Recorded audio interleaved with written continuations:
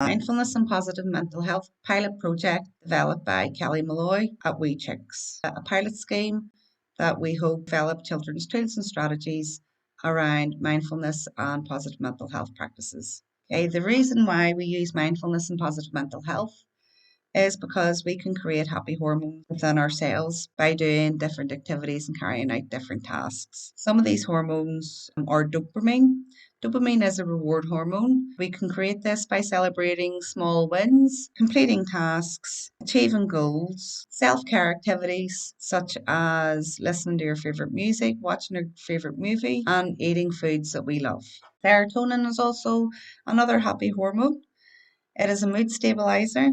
It helps us come from that bad mood into a happier mood. Ways to do this would be through meditation, exercise, nature, being out in the sun. Endorphin is a natural painkiller. By creating endorphins within our cells, it helps to heal our heart. Ways to create endorphins is by laughter, exercise, eating dark chocolate, and essential oils like lavender. Oxytocin is the love hormone.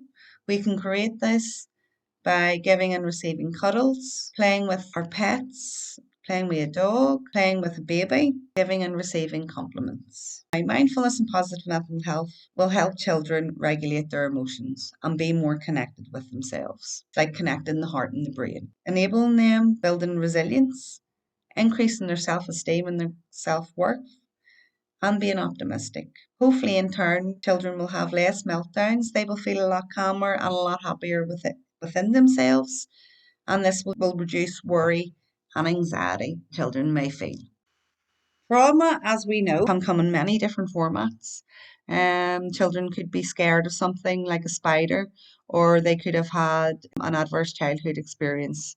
Could maybe have been seriously bullied, abused, or had a death of a close family member. By providing the children with the tools and strategies, it will enable them to cope with these traumas better. It will give them much better quality sleep. It'll help them be a lot more focused. It increases their growth mindset, increases their self esteem, their self worth, and the many health benefits, reducing the risk of diabetes, heart disease, cancer, reduces stress levels, which produces the cortisol hormone that's within us, which creates many of our illnesses. Ways to foster positive thinking. And we've put it into 5 days, Monday to Friday. Reason being is children learn through repetitiveness, and we're hoping that children start to learn these from the age of P1. And by doing these every day, it'll just become second nature to them. So Monday is Random Acts of Kindness, Positive Tuesday, Reflective Wednesday, Gratitude Thursday, and Let It Go Friday. There is a book of activities that also goes with this video. I'm just going to go through each day individually. Random acts of kindness are done on a Monday, and this can be simply part as homework. It could be done in a 5-minute discussion before the children leave for going home or before they go out in their lunch. And it's just ways that they can think of that they could be kind to somebody else. It could be simply maybe drawing a picture, writing a letter and giving it to someone, putting kind words down, arts and crafts, making something and giving it to somebody that they like, baking something. A child decided to go and to tidy up a wee bit of mess in the classroom, or going home and tidying their bedroom, making their siblings a drink. Could be giving cuddles to somebody that looks as if they need a cuddle. It could be FaceTiming maybe your auntie, your cousin that you haven't spoke to in a while, and just letting them know that you're thinking about them. Givers also feel good, and it's called Helper's High. When we do random acts of kindness, the reward center lights up in our brain.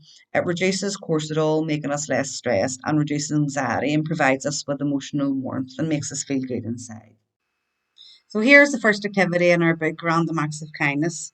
This will go through different ideas that the children can do on a Monday. The children don't need to follow the ideas that's in the book. They can come up with their own. Positive Tuesday is about things I can or cannot control. It's about thinking positive and increasing the vocabulary that we use in and around our positive words. Things that I can work on, things that I might not be good at just yet, but I know that I can work on, and things that I must let go of. So there is a wee bit of reflection in Positive Tuesday as well of what I'm not able to do, but what I can do to achieve that. So there's a bit of growth mindset. So the first activity on Positive Tuesday is in and around growth mindset and about using our vocabulary in a different way. This can be done in a group discussion, getting the kids to think about what it is that they have to try and let go of or what it is that they want to work on. And instead of saying, I just can't do this, it's about changing that mindset to say, well, I'm going to try and train my brain. And instead of saying, I will never be smart, I can learn how to do this. I can't maybe do it yet, but if I work on it a wee bit more, I will be able to. Plan A didn't work, but I can try plan B. You hear a lot of children saying, I'm not good at this. And it's about them changing their mindset to turn around and say, I will have a break and try after because I actually might be able to do it to get that positivity into their mindset instead of giving up. I'll have a break and I'll keep trying. Reflective Wednesday is all about reflection. This will increase emotional resilience, giving us tools to enable us for emotional regulation. Self reflection on our behaviour and our actions. It increases our self esteem and enables us more control. A lot of us, even as adults, find it very hard to recognize our emotions. So a lot of this is in and around emotional work, coping skills. We're all different. We all cope things differently. We all like to do things that are different.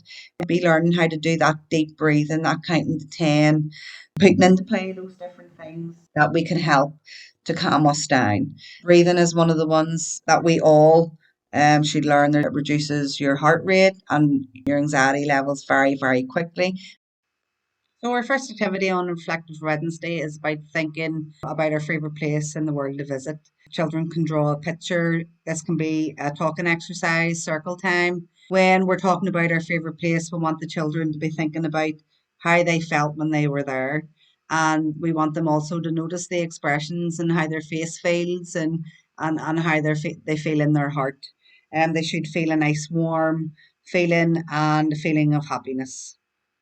Gratitude Thursday is all about what we love, about being outdoors, taking advantage of things that are free and that is around us, in front of us, being appreciative of our friends and our family. Having a gratitude jar is great, where you can put in things that you're really grateful for. And then sometimes, maybe when you're having a sad moment or a bad day, you go to your jar and you lift it out, and instantly it creates that warmth in your heart.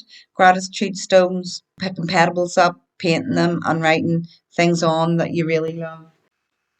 So, our first activity for Gratitude Thursday is a list of 11 things that the children can choose one that they decide to do. With this activity, it is a drawn activity, but it can be done through discussion via circle time. That decision can be left up to you and how much time that you have in the classroom. Let It Go Friday, anything that's happened throughout the week, it's a great opportunity to just leave it behind and let go of it. Different ways to practice. Everybody creating a happy box, putting in pictures, list of favorite music, favorite movies. Scribbling it away is a great one. These don't need to necessarily be done on a Friday. If a child's agitated and something has happened and they need to let go of something, this can be done on other days as well. More focus of a Friday. So scribble it away, get a page, crayons, some pencils, and just think about what has worried you or what has annoyed you that week. Scribble it away, crumple it up, and throw it away. Making paper airplanes. Who doesn't love to make an airplane? On a Friday, it's good that anything that has annoyed you or worried you, write it on the paper airplane, build it, and then see how far it goes. And that's you taking that action of letting go of what it is that has annoyed you. Another simple activity would be just building up blocks and knocking it down, or building up stuff with junk art and knocking it down and blowing it away.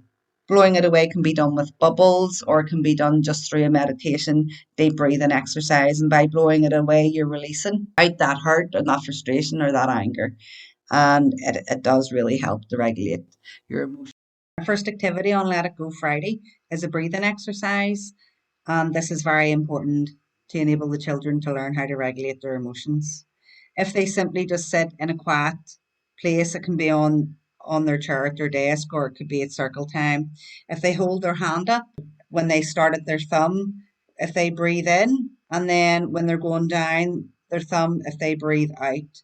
It's very important also that you make sure that when the children are doing their big deep breaths, close their mouth and breathe in through their nose. This enables them to fill the lungs a lot more better. I thank you very much for listening to this video today.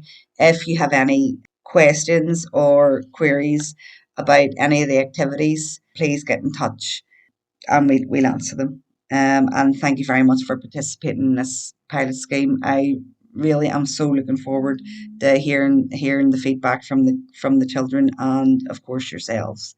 Thank you.